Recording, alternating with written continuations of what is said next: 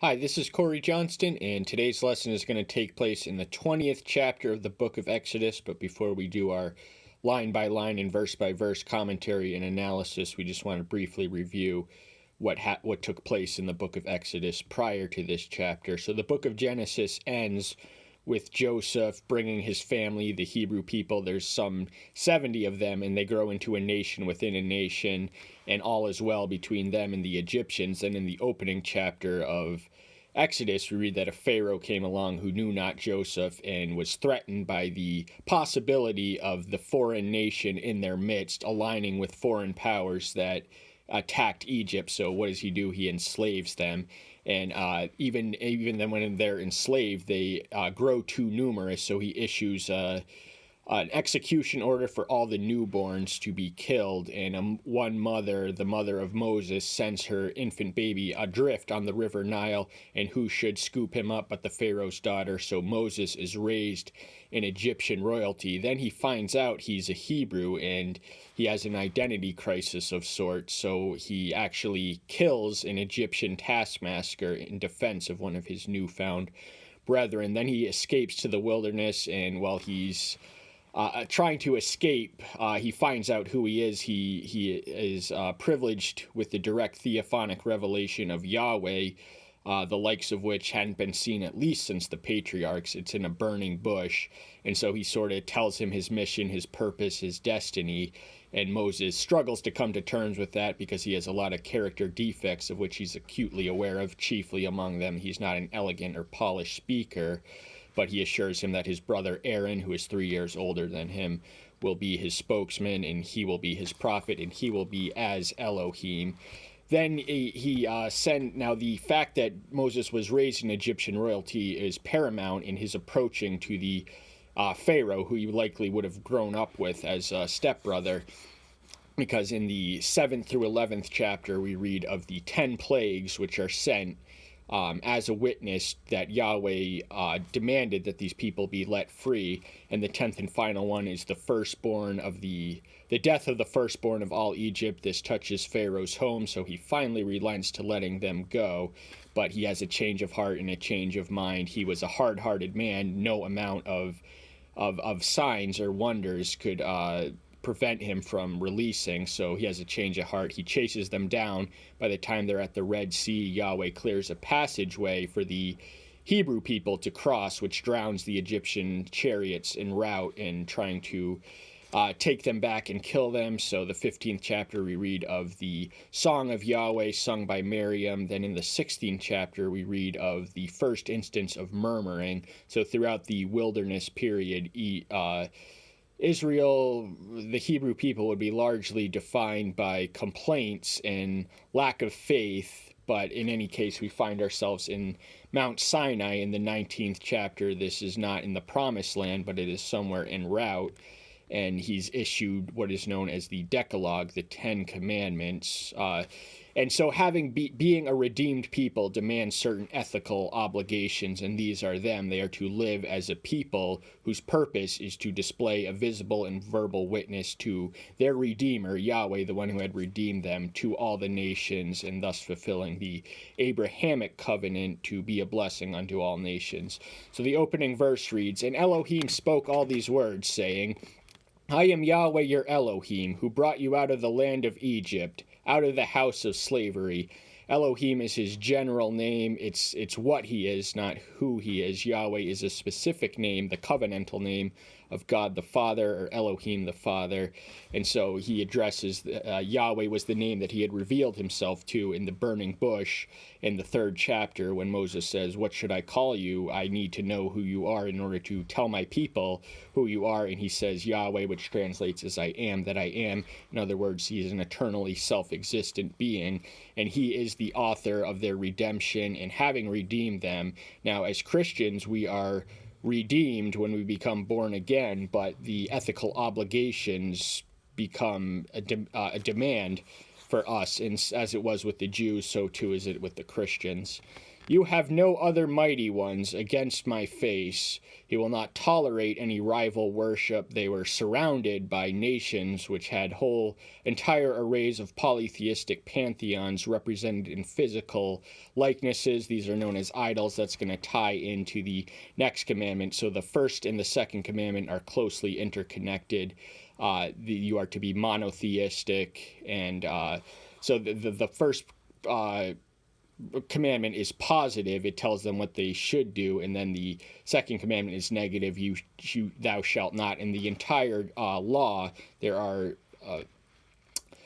648 613 laws. 248 are positive precepts, thou shalt, and 365 are negative, thou shalt nots. And the reason that the thou shalt nots outweigh the thou shalts is because man is a fallen creature and he needs to be told what not to do more than he needs to be told what to do.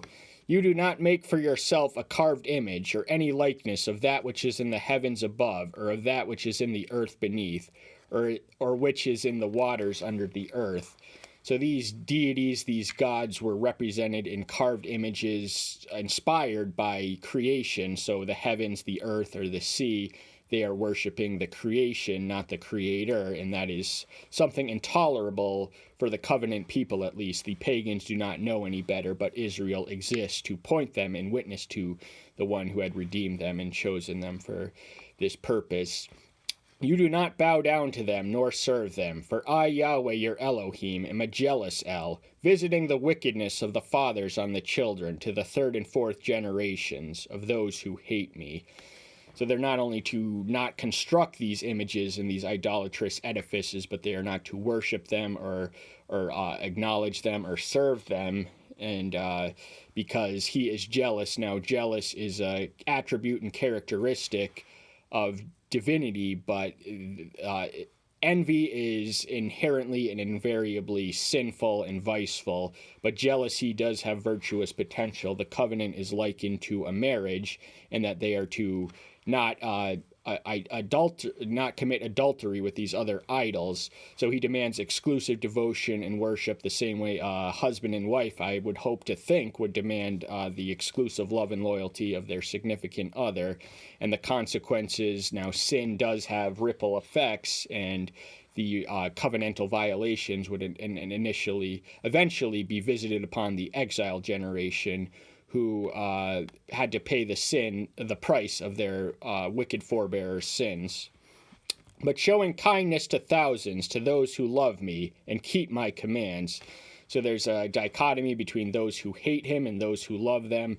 Those who hate him and curse him will be themselves accursed, and those who love them will be showered with his blessings and for keeping his commandments. Now, the commandments are a revelation of his nature and character, and as such they're to be affirmed and upheld and embodied.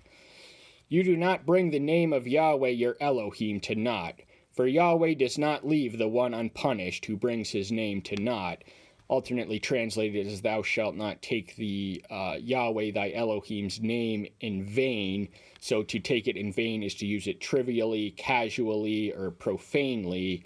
And there's a lot of that going around these days. It's just a slip in casual conversation. But, that diminishes. Now, the name is more than a name in the Hebrew lexicon. A name indicates a function to be fulfilled or a purpose for their existence. It is more than who they are called. It is what they are meant to be. So the name carries the weight and authority of the one to whom it is attached, and the name of Yahweh is to be treated with gravity, reverence, respect, and fear. We are not to use it trivially, casually, or profanely, or anything like that. When we speak it, we must speak in a manner that is consistent with the character of that name, and to do otherwise is a sin. Remember the Sabbath day to sanctify it. 6 days you labor, and shall do all your work, but the seventh day is a Sabbath of Yahweh your Elohim. You do not do any work, you, nor your sons, nor your daughters, nor your nor your male servants, nor your female servants, nor your cattle, nor your stranger who is within your gates. So the Sabbath is a memorial of creation. This takes us back to Genesis 2:1-3. After the 6 days of creation, we read that on the seventh day he rested, not because he was tired. He's an indefatigable being, but because the word rest is more accurately translated in the sense that a lawyer might rest a case. So he had done all that needed to be due. But human beings, being frail creatures of flesh, we require rest and rejuvenation. This is something the Hebrew people would not have known in Egyptian bondage. It was 7 days a week, 365 days a year of back-breaking labor, all in the service of their Egyptian oppressors. But they were to have a 6-day work week, and the seventh day was to be designated, that Saturday, designated for worship and fellowship, and they weren't to do any, even thinking about worldly concerns is anathema to the spirit of the Sabbath. But also this is not only them and an individual, but it's a collective obedience. So this includes the servants and the animals and the strangers. There is to be no one law for the strangers, those who are not of Hebrew blood, and those who are natives in the covenant community. The stranger is equally bound by the terms of the covenant as the native people within it. For in 6 days Yahweh made the heavens and the earth, the sea and all that is in them, and rested on the seventh day. Therefore Yahweh blessed the Sabbath day and sanctified it. Now, the first reference or mention of Sabbatical worship occurs in the 16th chapter of Exodus, but it really goes all the way back to creation in Genesis 2:1-3, when he rested on the seventh day and blessed it. He said that all was good. Everything was very good in creation. Of course, since then, sin entered in and kind of marred creation, but creation groans under the weight of sin. We read of in Romans 8. So creation awaits redemption, which is something that the Hebrew people had recently experienced. They'd been redeemed from slavery, and as Christians we have been redeemed from the slavery of sin and Satan. So we are to honor and uphold all these commands. Now we are not the existence or application of the law is, I feel, unnecessarily confused in the Christian culture. Now, the moral obligation, there's 3 elements of the law. The moral, that's primarily what we read here. All of the moral laws are derivative of these 10 commandments, and these are eternally binding, so there's no way around them. We are bound by this oath, and the sacrificial and ceremonial system is obsolete. The Messiah became the Paschal Lamb, and thus rendering all, henceforth, now and forever, all animal sacrifices obsolete.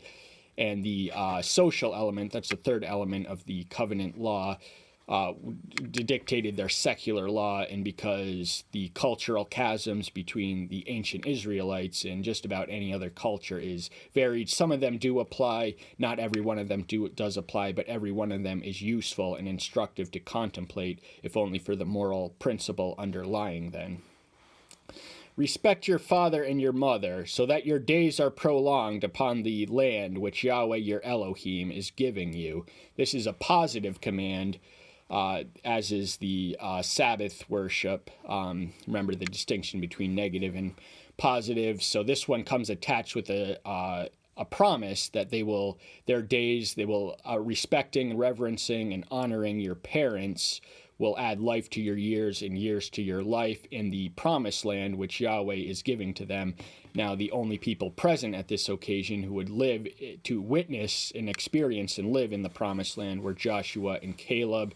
They alone of the scouting expedition gave the faithful course of action, while the others gave the fearful one. They were literal giants, and because the 38-day expedition occurred at the 2-year mark, they would spend a year for every day they had been there wandering in the wilderness. But they still had the expectation of the promised land, even if they would not see it. Moses himself was permitted to view but not enter in. You do not murder. Murder is deliberate, premeditated murder. There was provisions for what was known as sanctuary cities for those who were fleeing from manslaughter. Manslaughter is the unintentional or accidental killing. But the principle of thou shalt not murder is nothing new. It's codified here, but it was given to Noah that because anyone who sheds blood of creation is defiling the image and by connection the one whose image that is, and so they have to pay with their life.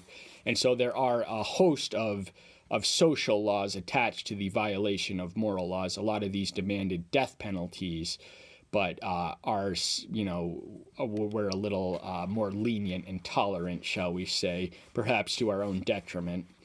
You do not commit adultery. Adultery is one species of sexual sin where one seeks sexual satisfaction with another married person, and marriage is to be defined, the relationship of marriage is to be defined by mutual exclusivity, and to step outside of one's marriage for sex is an it's an egregious violation of the faithful aspect. Husbands and wives are to be faithful to each other in as much as they're to be faithful to Yahweh. So this was one of the ones where the death penalty was attached, and it takes two to tango, so the adulteress and the adulterer were alike stoned. You do not steal. That's self-evident. No society can sustain or function if those in it are not safe and secure in their possessions. Every man has a right to keep what they earn, and no man has the right to take what does not belong to them. That is stealing, taking what doesn't belong to you, and that's self-evident. So a lot of these principles are self-evident, and even the people without the law would have known it because they have what is known as the conscience. That's a form of general revelation, which acts as their moral radar. So the natural man knows not to murder, commit adultery, or to steal, but they add the weight of authority of the divine commandment in this context. You do not bear false witness against your neighbor. Bearing false witness would be a witness in court, so they were not to pervert justice by speaking falsely against them in court, but more broadly and extensively, this is the principle of not lying. So honesty is essential to the maintenance of a functioning society, and to treat a neighbor as to disrespect him by lying about it. This is also included in gossip, because when we gossip, we bear false witness because we go by what we heard rather than what we've seen of someone else. So that, adultery is also more extent. It's just an aspect of sexual sin, but the other sexual sins, namely fornication and homosexuality, are derived under the same umbrella.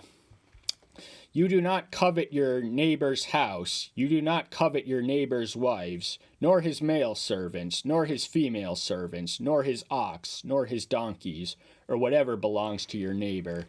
So all the preceding commandments are actions. This one is an attitude, because from covetousness, if you covet your neighbor's wife, what's that going to lead to? Adultery. It starts with the lust in the eyes, 1 John 2:16, and then commences to adultery in the heart, which is Matthew 5:28. And it also leads to stealing, because when you covet and you want and you have this greedy desire for that which doesn't belong to you, if the attitude is there, the action will follow.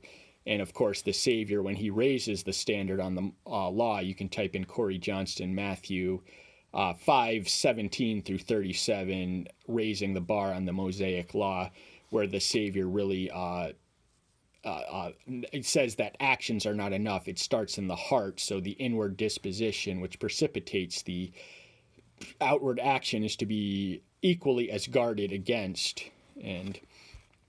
And all the people saw the thunders, the lightning flashes, the sound of the ram's horn, and the mountain smoking. And the people saw it, and they trembled and stood at a great distance.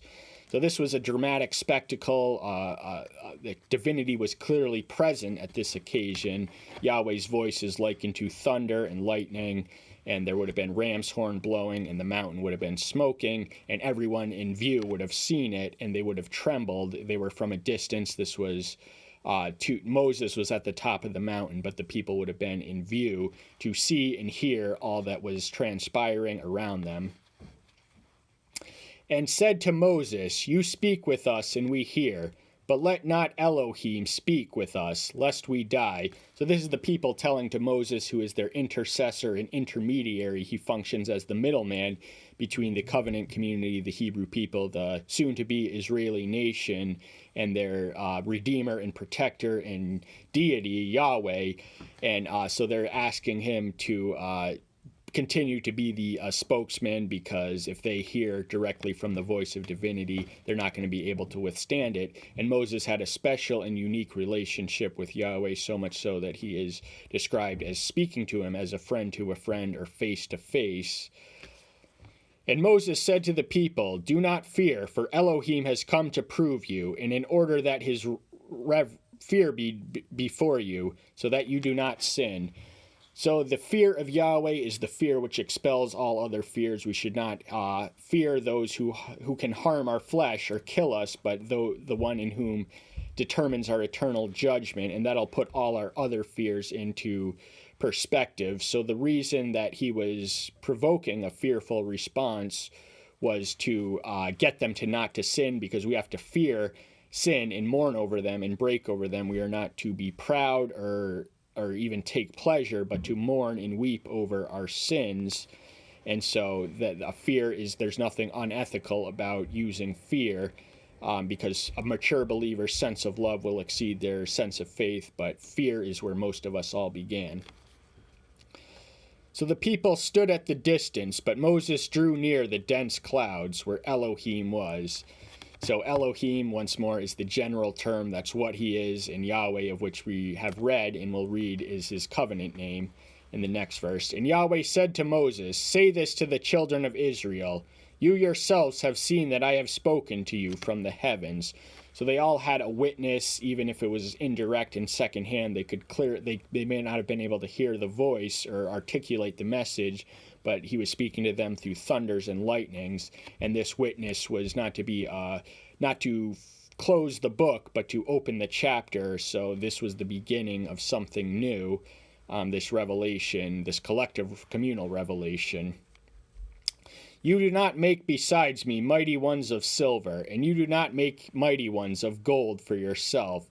So he repeats the injunction against idolatry. These physical edifices were crafted with wood, with silver and gold, and all earthly materials, and they were an earthly solution to a spiritual problem, because these deities were reflective of creation.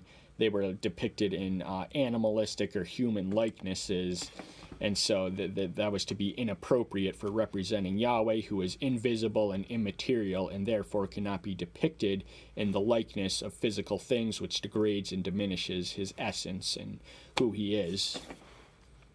"Make an altar of earth for me, and you shall slaughter on it your burnt offerings and your peace offerings, your sheep and your cattle, in every place where I cause my name to be remembered. I shall come to you and bless you." So sacrifice was a part of the ceremonial component of the law, and there were specific types of sacrifice. So peace offerings and burnt offerings were designed for certain sins, and there was types of sacrifice specific to the sin. And in every place he will cause his name to be remembered, and when that name is remembered and honored and treasured, this ties into the third commandment, the reverence for the sacred name. That comes with the promise of blessing. So we are blessed for upholding not only that commandment, but the law in its entirety. And when we slip and violate one, what does James say in James 2:10? He who has stumbled in one aspect of the law has broken the entirety. So we cannot be saved by honoring and observing the law. The law exists as to point us to the fuller form of revelation, which is the incarnate Son, who is our redemption, much as Yahweh had redeemed the nation of Israel, from whom the Messiah would spring. "And if you make me an altar of stone, do not build it of cut stone, for if you use the chisel on it, you have profaned it." So there are expectations for the altar, which is to be physical. The altar and worshipful setting were to be unavoidably physical surroundings, but there were certain things. So if they used a chisel, they would have diminished his command and thereby profaned it and made it worthless to its intended effect. Nor do you go up by steps to my altar, lest your nakedness be exposed.